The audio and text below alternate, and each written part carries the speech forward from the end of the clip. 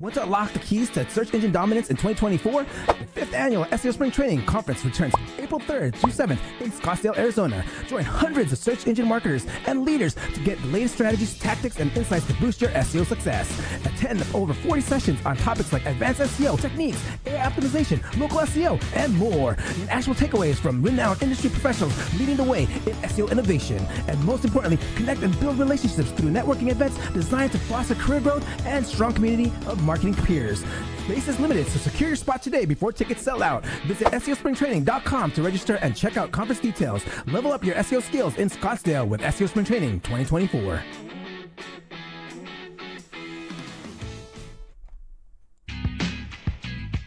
Hey, what's up, everyone? Happy Friday. Welcome to another episode of the SEO Video Show. How's everyone doing?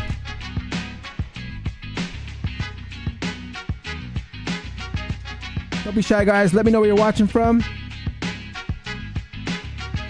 Today's topic, we'll be talking about some Ahrefs features that we don't normally use. Some great stuff, some power features that Patrick Stox will be showing us.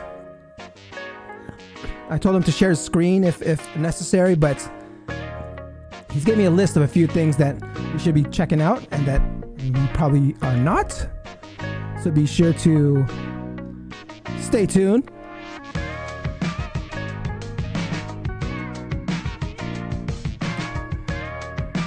If you have not seen the SEO in 2024 book or read it, or if you want a copy, shoot me an email, dre@seo.video. Again, it's dre@seo.video. For everyone that wanted a copy last week, should have received their copy already. Mailed it out last Friday.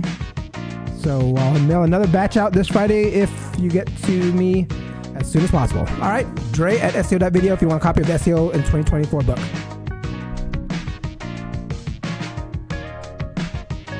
And again, if you guys are looking to up-level your SEO skills, other than coming here every Friday, check out SEOspringtraining.com. SEO Spring Training, I'll be there April 3rd to the 7th. There's some great activities that are going on. A lot of great SEO speakers. Some are even traveling from the UK.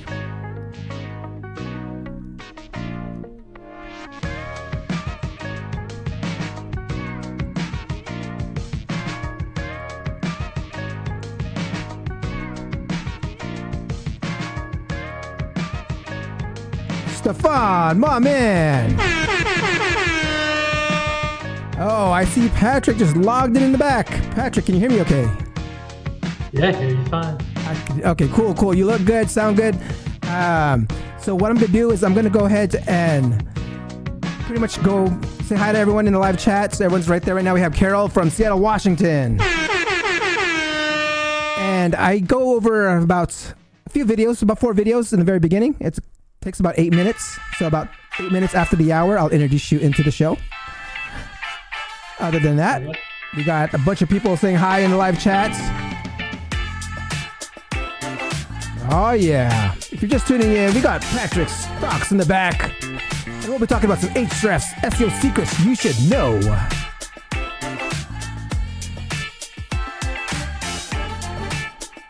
As you can see, guys, I got my comments fixed on screen. I know we had some troubles last week. Oh yeah. Hi, Patrick and Dre by Kenneth.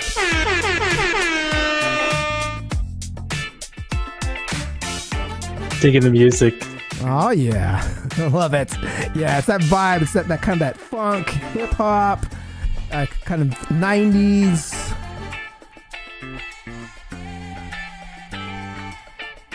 If you guys are just tuning in, we got Patrick Stox in the back, the technical SEO of Ahrefs, brand ambassador.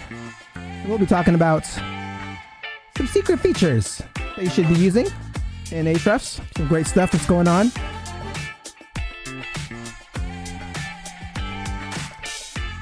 Is your day winding down right now? Because you're in the East Coast, right, Patrick? Yeah, I wish I could say I was winding down, but I still got a lot to do after this. Oh man! Thank you taking the time out to join the show today. Of course. Thanks for having me. Oh, yeah. Ernesto says, yo, yo, yo.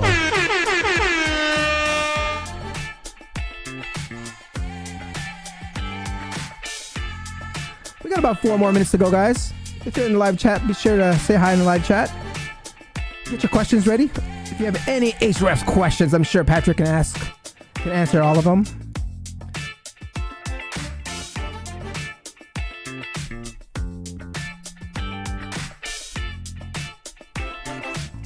Charlene, Elise, hi, bestie. Hi, Char, what's up? Looking forward to seeing you in Vegas in about a couple months.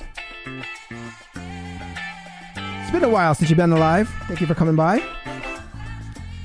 If you're just tuning in, we got Patrick Stox from Ahrefs, and we'll be talking about some Ahrefs SEO secret features you should know.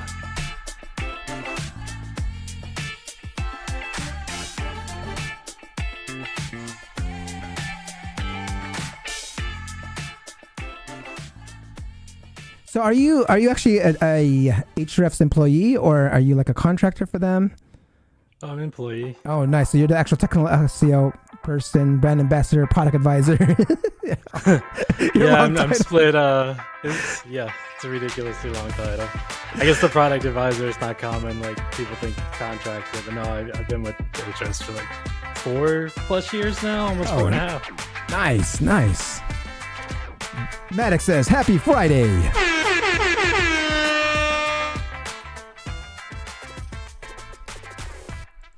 Thank you all for coming by. I see a bunch of you already out there. Don't be shy, guys. Say hi in the live chat.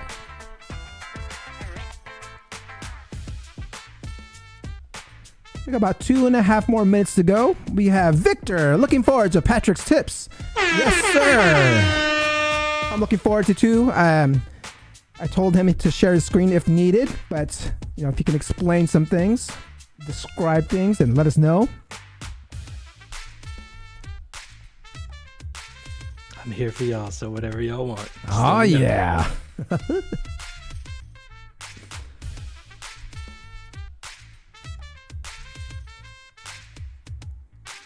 Logan says hi. Hello, Logan.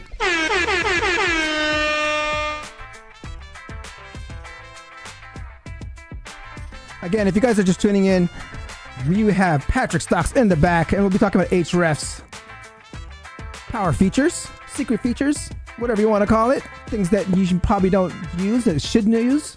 And of course, if you guys want a copy of the SEO in 2024 book, don't forget to email me at dre@seo.video, dre@seo.video. I mailed out the copies, whoever requested them last week, so you should have gotten them last week or this past week. SEO in 2024 book, guys. Let me know if you guys want a copy. Only US based, please. It's going to cost a lot more to ship it out when you're overseas. It costs more than the book. All right, guys, we got 1 more minute to go. Patrick, I'm going to go ahead and put you on mute, and I'll unmute you about 8 minutes after the hour. Sounds good. All right, brother.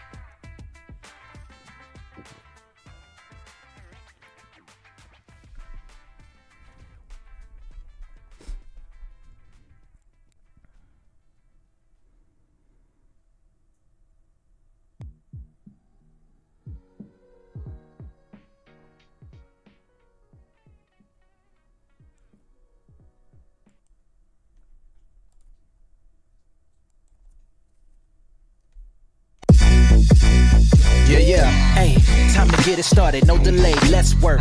Wanna see you be an SEO expert. Paul Andre De Vera, steady dropping knowledge. Over 15 years in the game, so he knows all about it. Master the art of SEO, you will be amazed. Time to get your brand off page to on page. Dropping knowledge, legendary for sure. Whether you're just getting started or self-employed entrepreneur.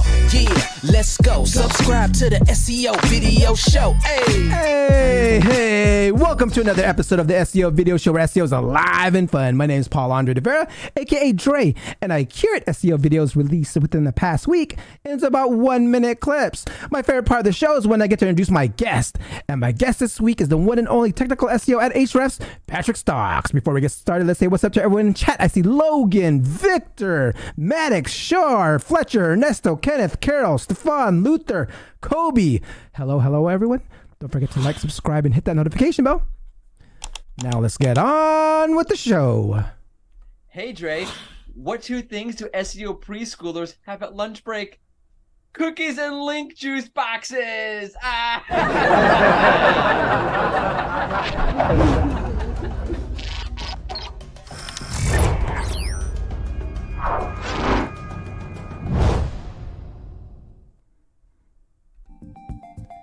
Google updated its documentation around some on Google. Some tips include for like their. Hold on. Okay, they talk about their robots.txt file. They just updated some documentation. Limit the you can here's some tips on your robots.txt file. You can limit the extensive file access. Googlebot only crawls the first 15 megabytes of large HTML sites. So split up the huge files if needed to control what content gets indexed. Use robots.txt for broad access control, like leverage robots.txt to block subfolders selectively rather than blocking all the Googlebot if you only want to restrict portions of your site. Okay. Eat signals explained by Cyrus Shepard as a Google search rater. Let's check this one out. My biggest takeaway from working as a quality rater is I've been doing a lot with UX signals to try to demonstrate expertise. Changing if my links just say about my navigation links, about, home, blog, that doesn't demonstrate a lot of EAT. I want to, as a user, quality rater, I want to demonstrate instantly that I know what I'm talking about.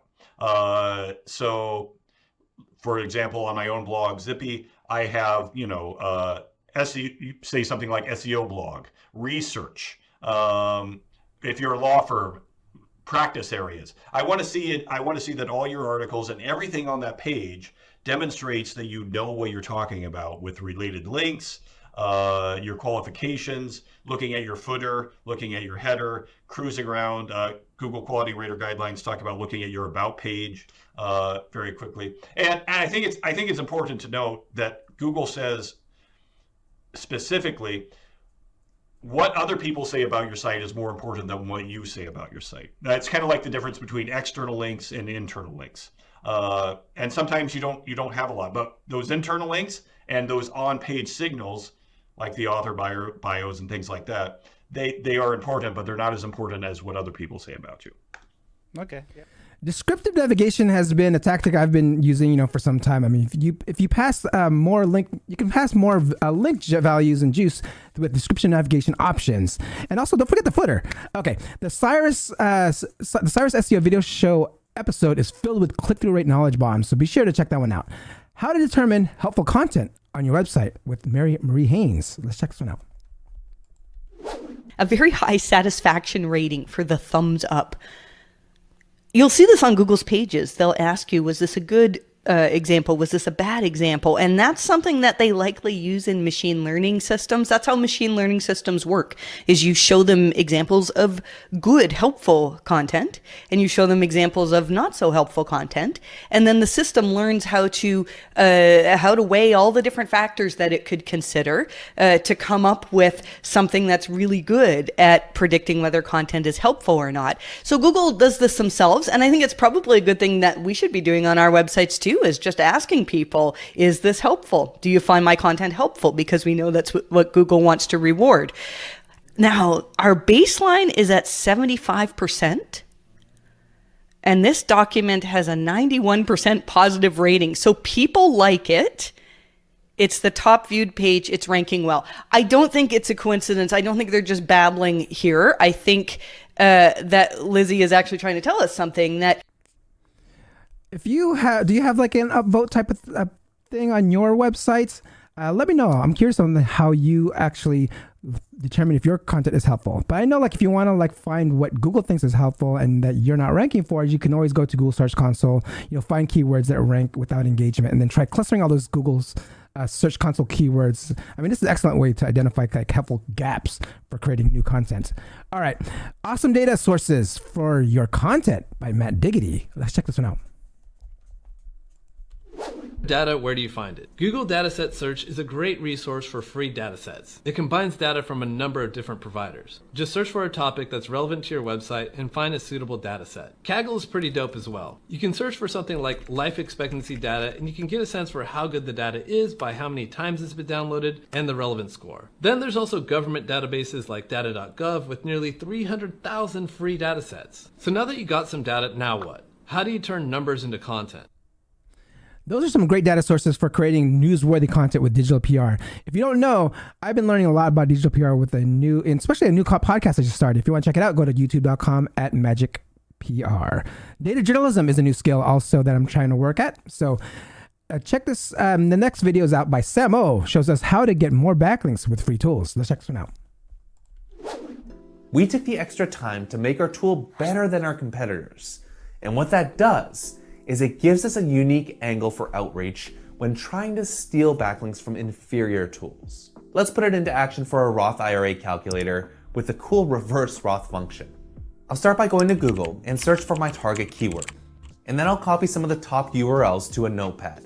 Next, I'll paste one of the URLs into Site Explorer and go to the backlinks report. Now I'm gonna visit these pages and see if there's a way I can pitch my free tool. For example, this page is recommending all sorts of Roth IRA calculators, and having done my research, I know that none of them have a reverse Roth IRA function. So I'm gonna email Alvin, and I'm gonna tell him about my tool and the cool feature that no one else has. And if he digs it, I'll ask to be included. Now, as you get more and more backlinks, you'll start feeding that hub with link authority. And if you do it enough and you do it right, you'll eventually start pushing some of those pages to the top of Google search results. And now here's the best part of this whole system. Once your free tools are ranking high in Google, backlinks will continue to organically come in because free tools, again, are inherently useful, and people link to useful things. Speaking of Ahrefs, this brings me to my favorite part of the show. Please be sure to ask questions and I will address them in the order that they are received. Before we introduce our guest, here's a word from our sponsor. Hey, what's up, SEO pros? Big news! I recently discovered SEO Nitro, and let me tell you, it's a game changer. In just days, I saw incredible results that blew my mind. With SEO Nitro, you can get links from thousands of different C-block IPs, the most powerful links at a fraction of the cost. Patent software lets you control your entire backlink profile in minutes. Add, remove, and change links at any time. Protect your site from Google's changes with SEO Nitro's revolutionary backlinking software. Imagine having the power to have laser-targeted themed backlinks, automated link spinning, set it and forget it. Thousands of stellar sites and manual and automated posting options. SEO Nitro is the ultimate SEO weapon. Head on to SEONitro.com now to revolutionize your SEO game. Don't miss out on page one. It's just click away. Patrick is an SEO professional located in Raleigh, North Carolina. He's a brand ambassador, technical SEO, and product advisor at Ahrefs. He's an organizer of the Raleigh SEO Meetup. He currently writes at Ahrefs blog and have contributed to SEO Engine Land, Marketing Land, Search Engine Journal. He speaks at search conferences like XMX, PubCon, Ungag. He was a finalist for the SEO Speaker of the Year and SEO Contributor of the Year in 2018 Search Engine Land Awards. Please welcome Patrick Stox.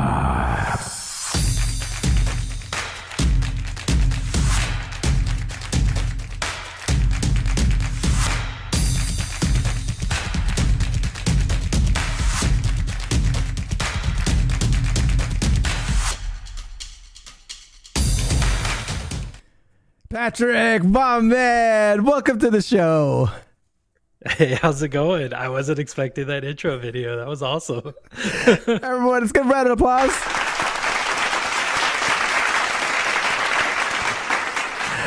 All right, Patrick, it was lovely seeing you at Brighton SEO this past year, and I want to get right into it.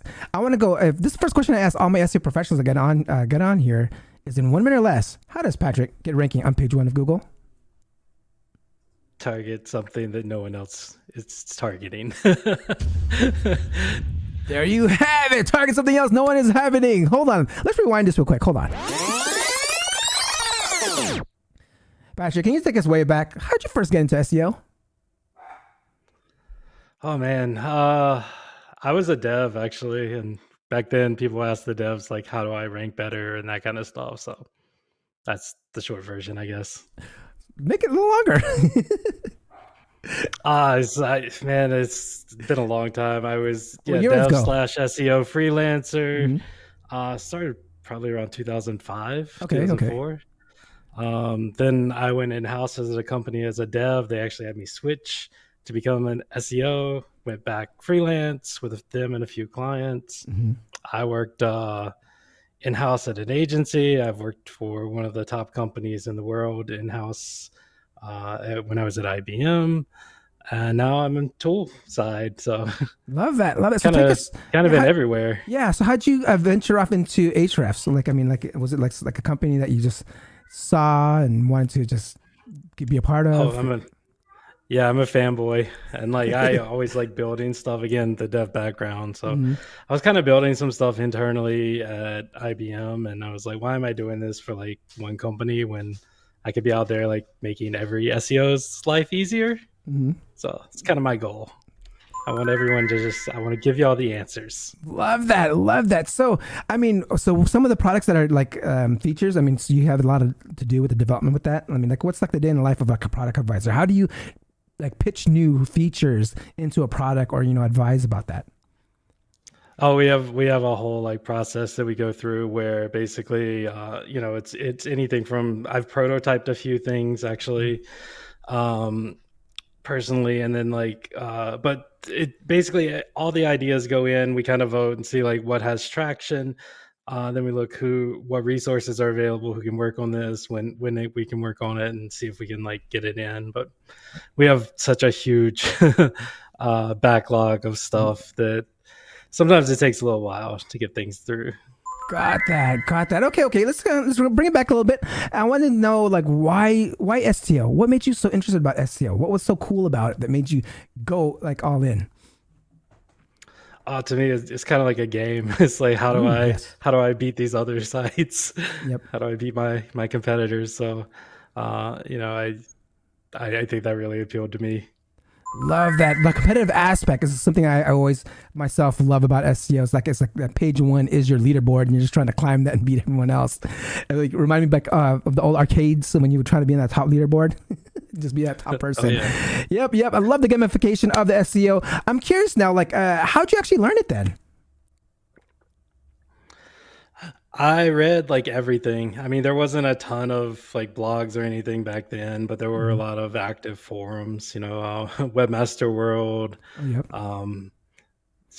It was all pretty scattered info. I think the Moz blog started to bring a lot of this stuff together and a lot of the tests. Black Hat World? Anything there? Yeah, I've been there. All right. Just want to make sure, because everyone that's been in the game for a while has have been at the Black Hat World. Just sometimes you don't like saying it, but we all have gone there, and thank you for sharing that. Were there any like people that you actually followed back then?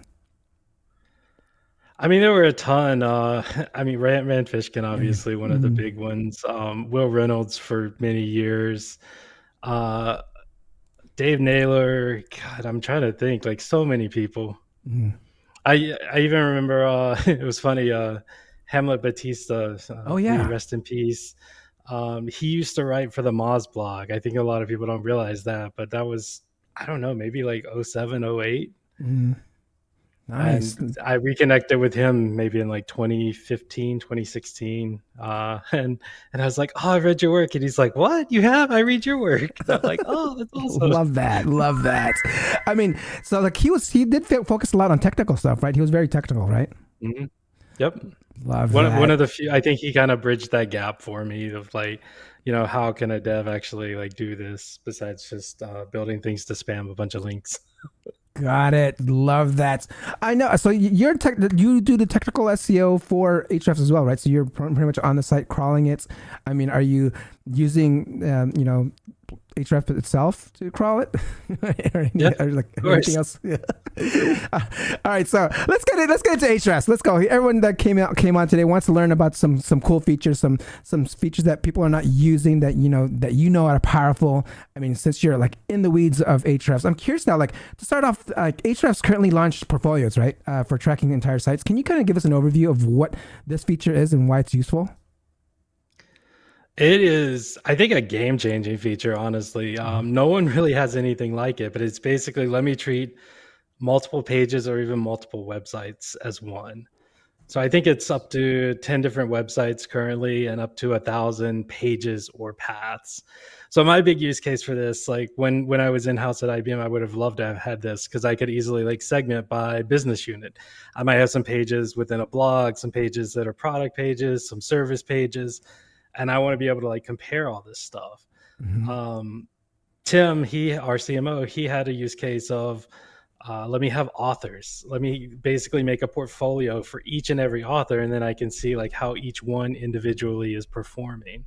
Oh. And we found a lot more use cases since then for like using it, adding competitors to a portfolio. Okay. We can actually then go in and see like what's working well for them, their winners, their losers for pages and keywords, any kind of trajectory changes that might be happening.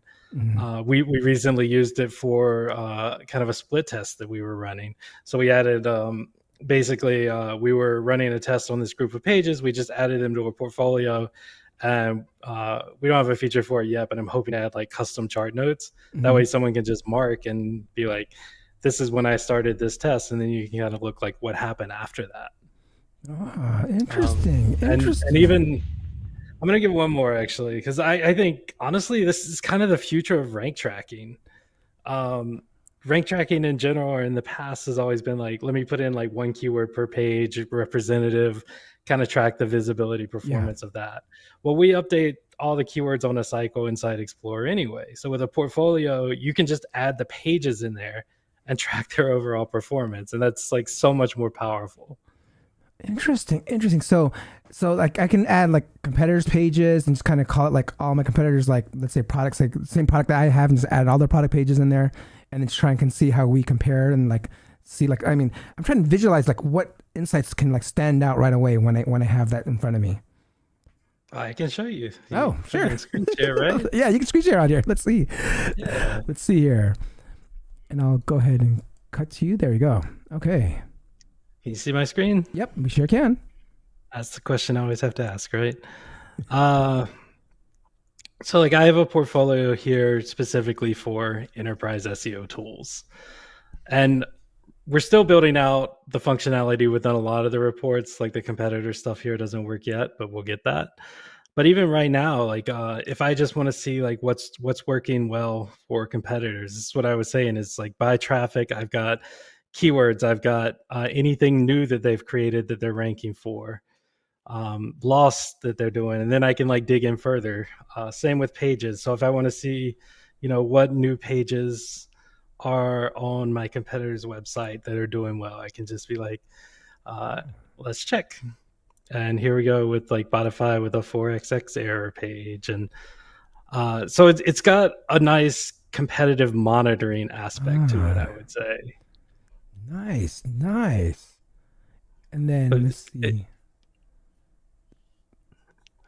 Just to go back one sec, I'll show you like I have a portfolio of my articles, and this is what I mean by like the performance of how each one is doing. Like this is just me, but I could do this versus like Josh or Ryan or any of other authors. So this is all your articles. Break it down. That's all your articles on the Ahrefs blog, or like throughout the whole internet.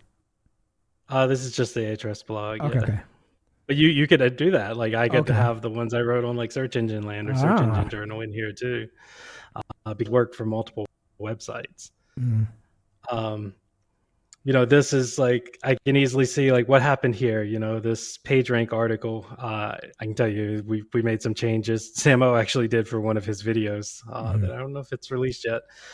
And he ended up getting the featured snippet. So like massive visibility increase. But I can kind of like look by individual pages and see what's going on here. So this is kind of like the war room view you would have, if something's like going wrong or you need to monitor, your top pages, your top products in an enterprise environment. This is the kind of chart you would use for that. So I can easily say like, well, what happened here? My URL parameters post, and I already know because I went and looked. I lost the featured snippet on that one. I haven't tried to get it back yet, but eventually I probably want to, just because that did happen. Nice. But yeah, this works again with competitors' pages. There's so many different use cases for this that we found, but just being able to treat multiple things kind of as one portfolio really has opened a lot of possibilities for new tools for us. Love that. And so how can someone create a portfolio right now? Like if we just want to set up a portfolio, if they go in there, you just go to create a portfolio. Oh, there you go. You just add. Oh, we're at our limit here. All right. So I'm curious now about like site audits. I mean, moving on to site audits. I mean, what features have you added there? Like, you mentioned like schema testing and all that stuff, and mobile issue reporting. Is that something that you're doing now? Yeah. So many things. Let me go into one. Let's say Ahrefs. So we did add mobile reporting because the report in Google Search Console shut down. We did add what was the other one you mentioned? Schema. Yeah. So we have schema issues or testing for both Google and schema.org because they actually like differ a little bit. Just throws some people off. Schema.org is kind of lenient on their testing, and like Google uses actually a few different things that aren't official schema also. So it'll I don't even know where that report is in here, to be honest. I'm trying to think. But it's in there. it's in here. We might have it turned off in this one. So with these certain features, are some are turned off for other, like depending what package you have or something like that? No, everything is open to everyone. It's actually a way more flexible system than you would expect in like an all-in-one tool set. This is more like what you would see in enterprise tools. Like we have the nice, easy reporting for people, all the beautiful charts, and everything. But then we have like for the folks who like working with Screaming Frog, well, just go get the bulk data any way you want it. Or if you really want advanced, like all our issues basically will take you into one of the Explorer tools. Got it. So all of these will have an advanced filter for any of the things. I think there's like 140 some different page level data points here. And so you can create your own filters. You can apply them to certain crawls. You can apply them account wide, turn off what you don't want to monitor. So looks like here we turned off like 128 different issues.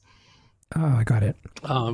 So I'm curious. So it's actually a pretty flexible system. Got it. So I'm curious now, like, with the site audits, I mean, how would you use like give us some use case of like how we can quickly do a technical site audit for our website? Like, how do you use these auditing and make it easier to identify optimization opportunities? Well, let me show you one. I don't think we have this turned on in this account. Let me see. Let me go to the blog real quick. So we added a feature that I was super excited about because it's first of its kind for hreflang. Now, this is a hard thing to get right. In my opinion, no tool I've ever used as a tech SEO got this right whatsoever. But we did a lot of work to like flag the issues correctly.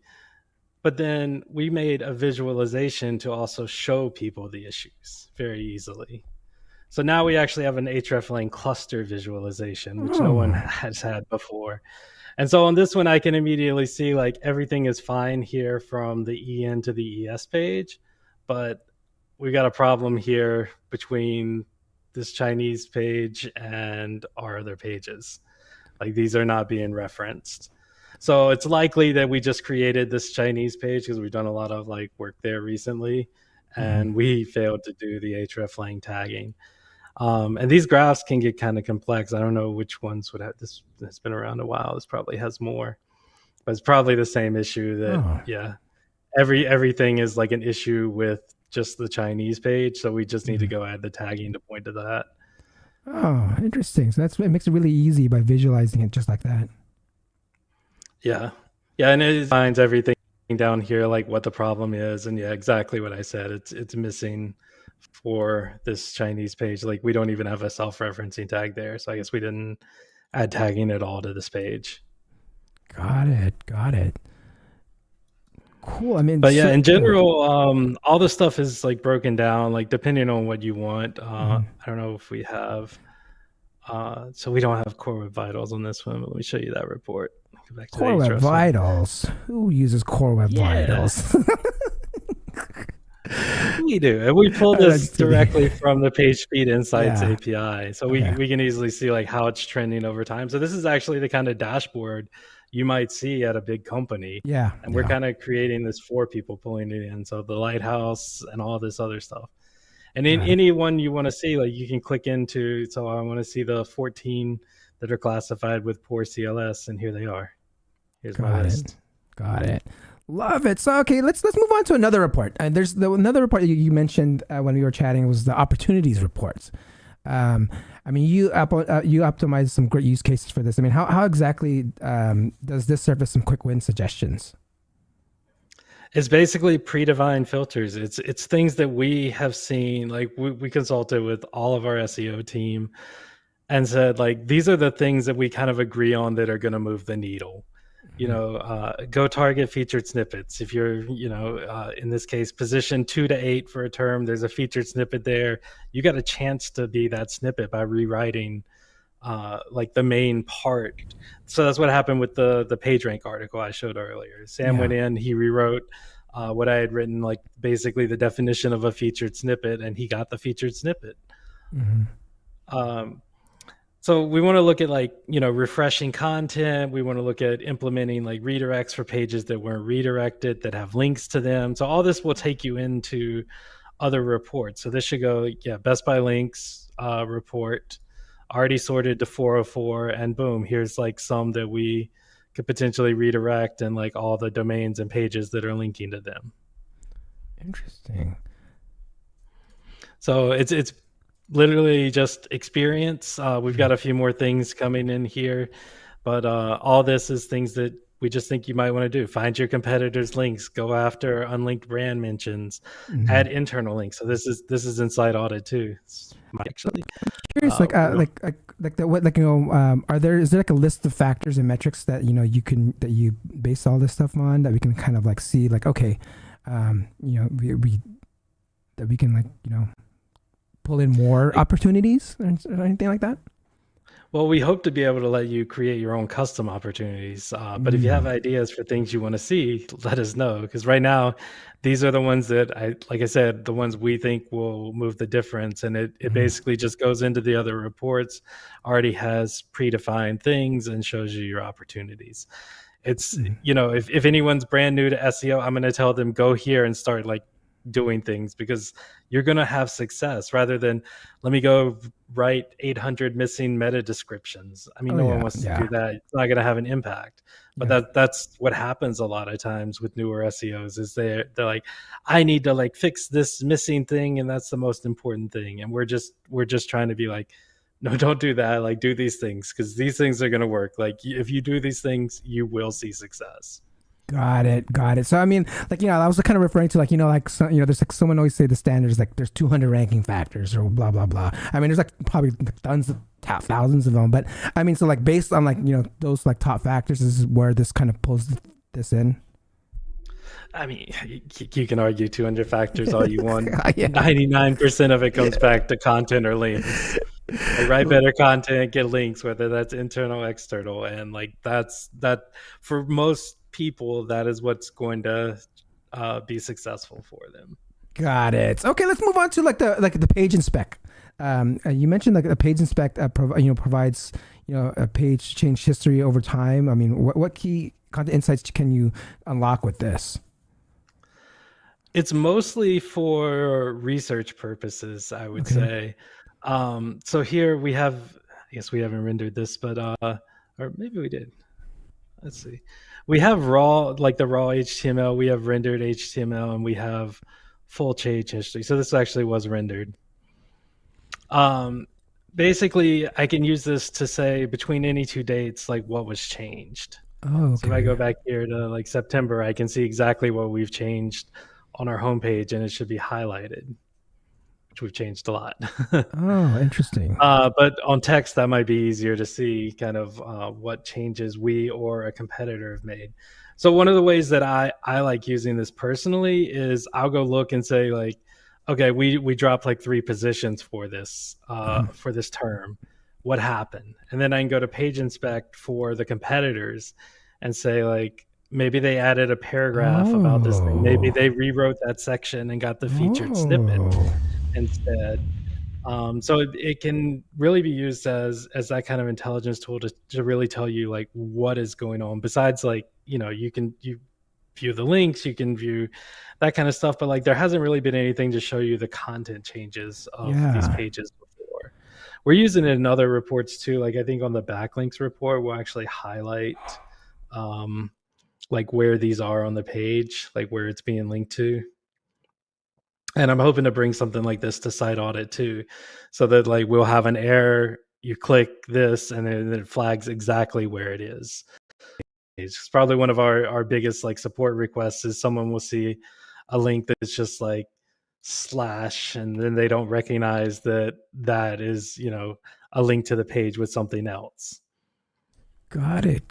So that's cool stuff right there. I mean, so that's, and then how often does it pull it? Does it pull it every day? Like take snapshots of your site every day? It's going to depend on how popular a page is. So in this case, like once a day, twice a day, and some days even. But on less popular pages, it really depends on our crawl queue, crawl priority. So every time we crawl, like we're storing. So it's based. Your crawling is based on your crawling. We can't control that. No. Got it. It's just Ahrefs out there crawling the web, and all this was actually stored for the search engine. Yep, but that kind of opened a nice feature opportunity, and we have a lot more planned for that one. That's going to be, in my opinion, one of our best features. Yeah, that's some real cool stuff. I mean, that was something I was like thought of right away. It's like, okay, if something dropped and I can see possibly like who took over my space or rankings, and kind of I can expect what they did within a day before or whatever, right? That's some pretty cool stuff you can check. Yeah, I think we already have it. No, we don't have it here yet. Or maybe we do. Yeah, we've got the inspect feature built in. So like if you go to the rankings for anything and you want to see like, oh, what did they, did they change anything or whatever when rankings change? Because we also have, sorry, let me go back a sec. We also have this comparison between the dates. So I can say like, here's what happened. Like SEMrushes went down and Ahrefs went up. So maybe we made some changes here on our page to actually make this rank higher than theirs did. Nice. So I could go inspect and be like, well, between these two dates, like what actually happened? I don't know when I compared that with, but let's just say this. And did we... In this case, looks like we didn't actually make any changes. So more than likely, the changes that happened here are related to like links or something else. Okay. Or Google making updates. Got it. I'm curious. Can you click on one of their links? I'm curious if they made any changes and it just made them drop. Like, what was the number one? That number? Yeah. Did they make any changes? That's a good point. And they did like. So they'll show you. Let's see. I don't know exactly when. Yeah, they've made some changes. Oh, interesting. So that's mostly coding changes. Let's see about page text.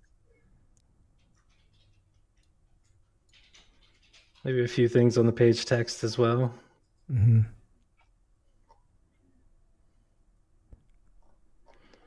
But yeah, this combined with some other data will be creating some very interesting features that are coming up. Got it. Jeremy says, thanks for the highlight opportunity section earlier. It was amazing and I've overlooked it for some reason. Love it. Awesome.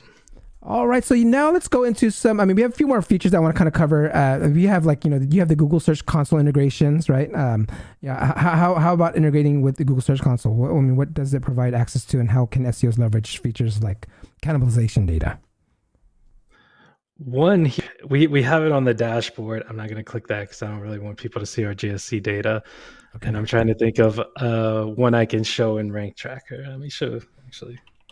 This should have it. So we have some GSC reports here. One of the big advantages is we show you 90 days by default, basically same as like GSC, but we'll show you the data like as long as we've been storing it. So in this case, it's like March of 2020. So more than 16 months of data. We have some cool things, custom click-through rate curve. So if you're doing any like forecasting and you don't want to use like a generic click-through rate curve, look at what it actually is for your own site. So if I used a generic thing, it'd probably show me like position 2 might be like 16%, but for this site, it's like 5.8%. So a lot different when using your own data versus something else, and all the way to like top 100. We don't get any clicks at 100. Go figure. Yep.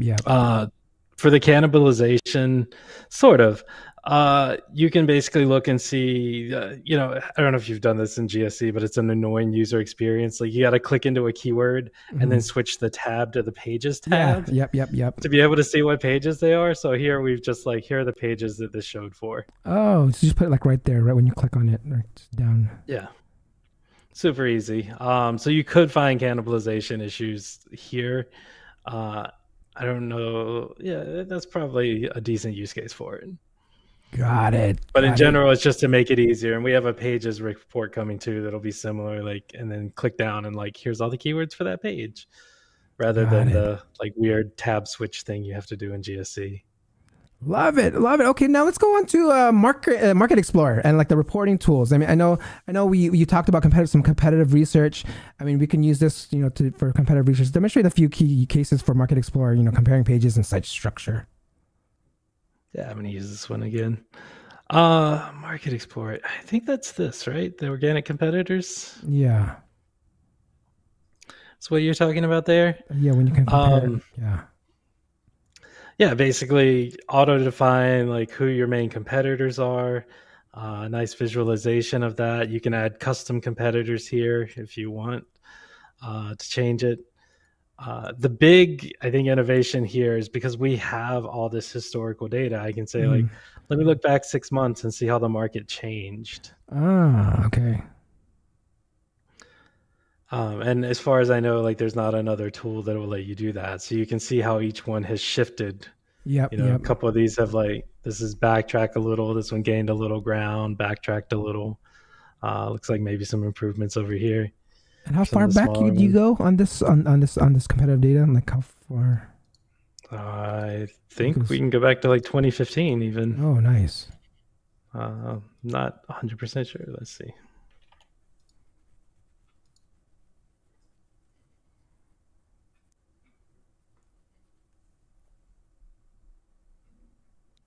Yeah.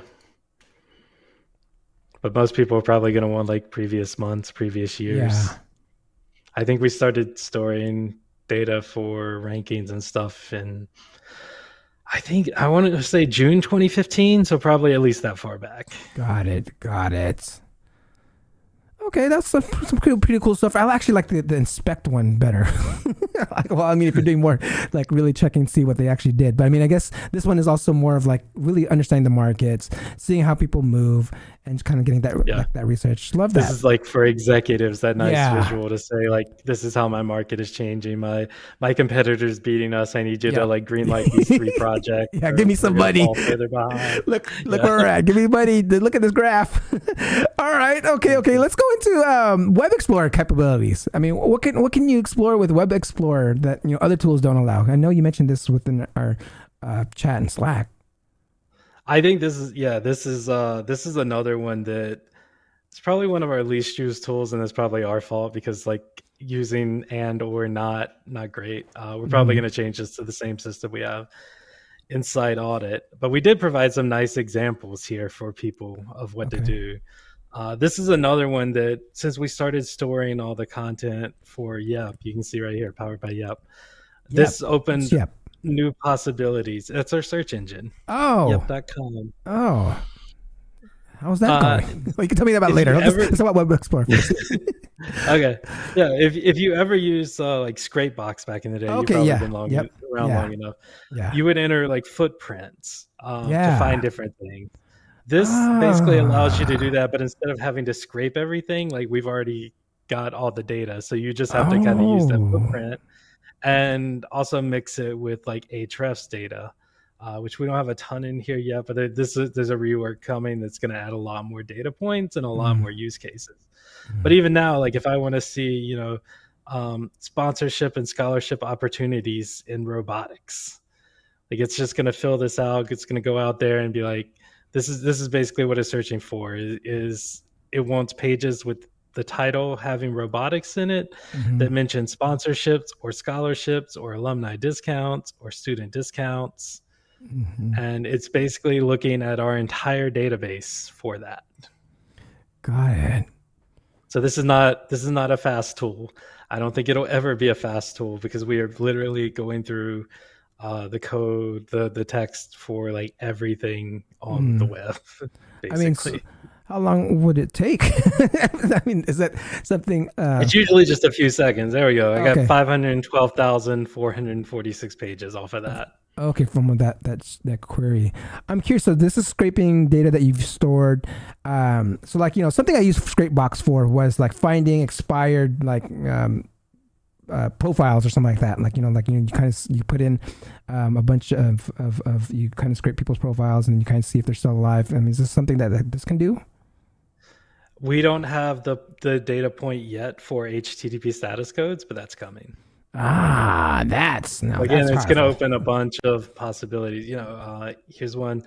If I want to see basically all the sites that talk about espresso machines that link out to Amazon.com or their URL shortener. Yeah. Here's the, these are groups of pages.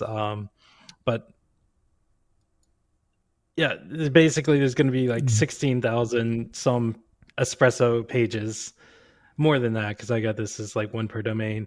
So I got like 16,740 different domains that are all espresso machine Amazon affiliates, basically. Got it. Here they are. So if I'm looking for an acquisition, I might be like, well, let me go look into these sites more because they already have, they're already doing some affiliate work in this space that I'm interested in being in. Yeah, that's some really cool stuff there. That's some really powerful stuff with that type of data. It's all open to your imagination. Once we add a few more data points, this is going to be a pretty wild tool. I'm really excited about the future of this one. Love that. Okay, let's get before I get to Jeremy's question and we bring you back on screen, I want to go ahead and maybe talk about one more thing about like getting more from Keywords Explorer. I mean, that's probably I think the tool that I think everyone uses and always use. I mean, it's probably the number one used tool. Within Keywords Explorer, most people probably site audits are number one. Oh, site audit. Okay, so in Keywords Explorer, most people probably aren't using features like the bulk keywords to their full potential. How can you do this? Better leverage these research and opportunity identifications at scale. Well, here's a fun one that not a lot of people know about. You can just leave this blank and click search, and it's going to pull up our entire US database of keywords and start filtering if you want. What? So you just go there and just hit search. Yeah, just hit search. But if you want bulk, I think this field supports 10,000 different terms.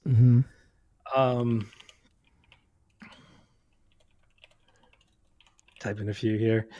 I should just pick a list down here that's already done, but it's got a couple of different use cases. One, if you want to paste in 10,000 different terms, like we're going to group them for you.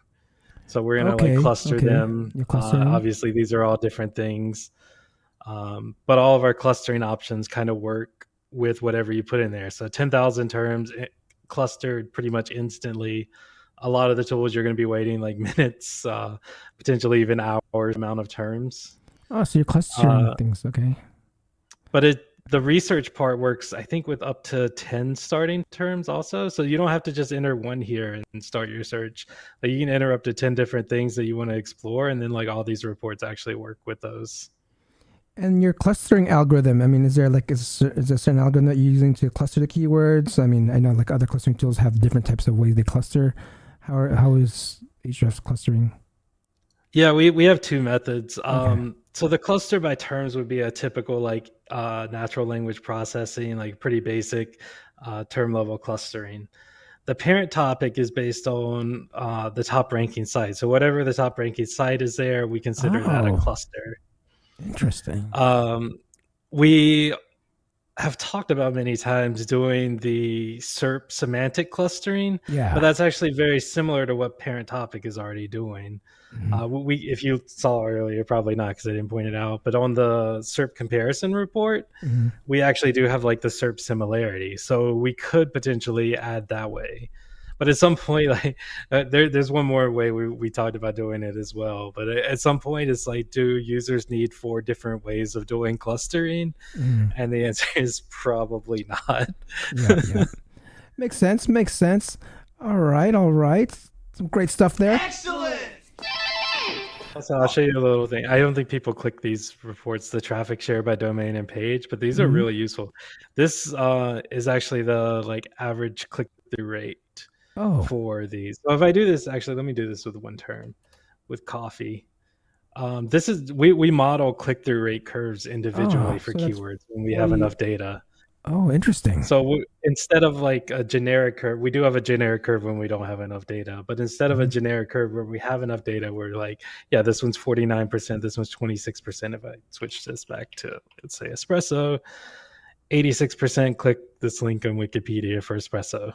So I might not want to like go after this if I can't really rank number 1. Yep. Because everyone's just clicking wiki. Oh, so you have the domain thing also. Like, it's all custom. This is all like actual data that's actually showing the click throughs, right? Because I mean, it's not an average, but it's for this particular niche or topic. For every individual keyword, we nice. will do this where we can. Again, only where we have enough data that we're confident enough in it. Otherwise, it is a generic curve. Got it. Now that would spawn some ideas for like people like doing digital PR and getting some nice insights on maybe certain, searches or topics. They can use this as a study. Yeah. Here, I don't know who. Let's see. We got a bunch of different lists. I'm going to go with this enterprise SEO one. But another use that I've told people for this, like the traffic share by domain, like if you're looking acquisition targets or something, so like of the 166 keywords that are in that list, Bright Edge owns basically 7% of the search traffic. So if you want to find like top sites in your niche, like just enter your own custom list of keywords, like do your research, add to a list. I think the list support also 10,000 keywords. And then you can be like, here's my traffic share. And I used to use this when I was in-house at IBM too. Like I would break out and be like, here's 10,000 keywords about IBM Cloud. Let me see like what my competitor market share is. Got it. Love it. Thank you for sharing this. Can you can go ahead and come back on screen here because I want to make sure we get some questions from the audience. And we got one here from Jeremy. Jeremy asks, let's go ahead and wait for you to get on screen. Let me see. Wait, do I need to do anything? I click stop share. Maybe should pick your camera.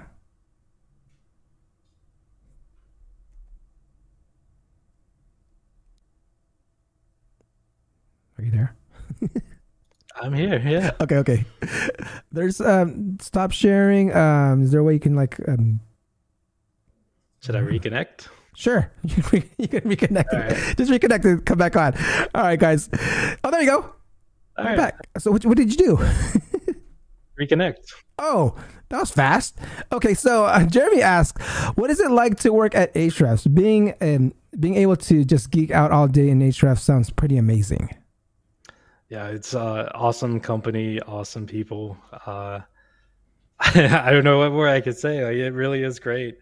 I have a lot of fun like going through. Spent a good part of the last few weeks with like just Chat GPT basically and like data exports to almost brainstorm new ideas, new visualizations we can add. I think some of that got written up. I think SQ published some of the stuff on the blog earlier today. Nice. Is there any open positions that you know of that, if people want to go join the Ahrefs team? Is there anything that you know of that's out there that people can apply for? You'll have to, it's ahrefs.com/jobs. We always have stuff there. I don't know what is available right now. Got it. Thank you so much for sharing. Okay, now let's go into kind of the roadmap. So give us a sneak peek of what's in Ahrefs. I mean, I know you're a product advisor. I know there's a lot of things. You're actually kind of talking about AI just right now. Can you kind of give us a sneak peek into the upcoming roadmap? Yeah, I think there's a few things we've already talked about that I can mention. Okay. Export to Google Sheets. SEOs will like that. Just quick quality of life improvement. We have a reporting option coming. I think that people will be pretty happy with that too. We already have Looker Studio, but not everyone uses that. So I think more people will find uses for the reporting option. And then the one that probably people are most excited about is our content tool. We have an AI content grader. And again, this is another one that the search engine kind of let us do something a little different because in my opinion, at least a lot of the current tools, they lead SEOs to just kind of stuffing keywords in. You need to mention this 17 times and this one 4 times. Our scoring won't work that way. Stuffing keywords won't impact it because it actually is scoring content a similar way that we would do in Yep. Okay. So it's more topic coverage almost, I would say.